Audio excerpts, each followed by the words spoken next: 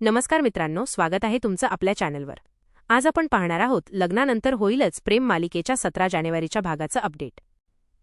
लग्नानंतर होईलच प्रेम, जानेवारी 17 पुढील भागाचा सविस्तर सारांश।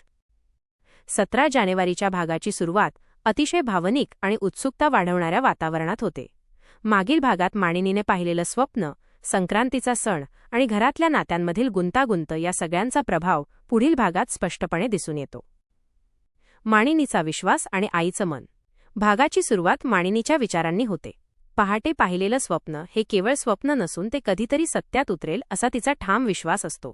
तिला अजूनही वाटत असतं की तिच्या दोन्ही सुनांनी एकत्र येऊन ही संक्रांत साजरी करावी। नंदिनी घरात नसली तरी तिच्या मनात नंदिनीबद्दल प्रेम, माया आणि ओढ कायम असते। मानिनी स्वतःशीच बोलत असते, वजा आईचं मन कधी चुकीचं ठरत नाही। माझ्या दोन्ही सुनांचा संसार नक्कीच एकत्र येईल। काव्याची पहिली संक्रांत, वजा जबाबदारी वाढते। काव्याची ही पहिली संक्रांत असल्यामुळे मानिनी तिच्यासाठी खास तयारी करत असते। साडी, हलव्याचे दागिने, औक्षण यामध्ये केवळ सण नसून एक नातं टिकवण्याचा प्रयत्न दिसतो। काव्याला हे सगळं मिळाल्यावर ती भावूक होते, पण तिच्या मनात अजूनही पार्थचा दुरावा बोचत असतो। पार्थ तिच्याशी नीट बोलत नाही, तिच्या प्रयत्नांना गैरसमजून दूर ढकलतो। हे सगळं काव्याला आतून दुखावतं। पार्थचा बदल, वजा नजरेतून प्रेम। पण 17 जानेवारीच्या भागात एक मोठा बदल पाहायला मिळतो। जेव्हा काव्या संक्रांतीसाठी सजून गॉगल्स घालून आत्मविश्वासाने छतावर येते तेव्हा पार्थ तिच्याकडे पाहतच राहतो। हा तोच पार्थ असतो जो सतत तिला दूर ठेवत होता। पण आज त्याची नजर थांबते, तो शब्द हरवतो आणि पहिल्यांदाच प्रेक्षकांना जाणवतं, वजा पार्थच्या मनात काव्याबद्दल काहीतरी बदलतंय। पतंगाचा खेळ, वजा रूपकात्मक संघर्ष।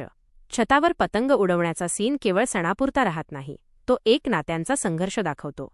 रम्याची पतंग कट होते, कोणीतरी मुद्दाम ती तोडलेली असते आणि शेवटी काव्या म्हणते, मी कट केली देशमुख। ही ओळ केवळ पतंगाबद्दल नसते तर ती रम्याच्या कारस्थानांना दिलेलं उत्तर असतं।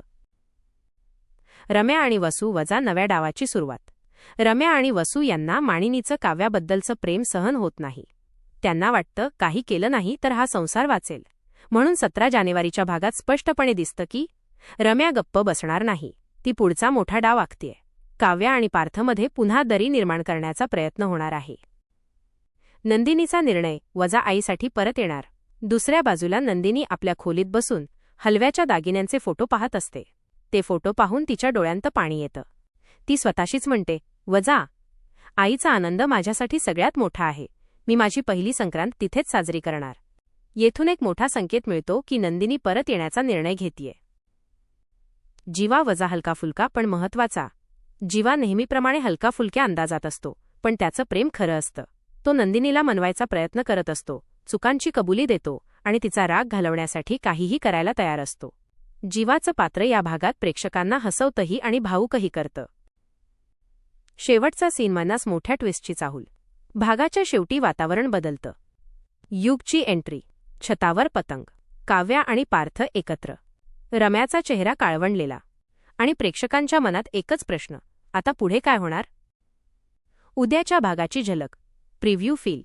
नंदिनी घरात परत येणार का? पार्थ काव्याच्या प्रेमाची कबुली देणार का? रम्याचा डाव किती धोकादायक ठरणार?